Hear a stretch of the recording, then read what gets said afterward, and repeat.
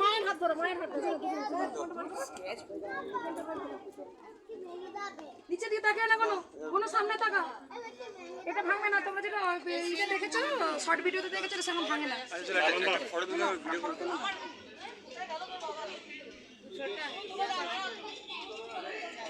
ভয় লাগে। হ্যাঁ,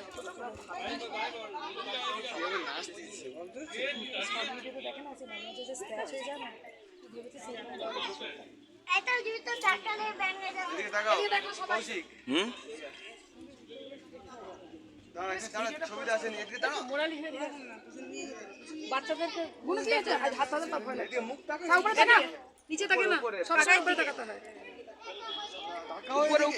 উপরে ক্যামেরা হাতটা একদম হাত আঙুল একদম।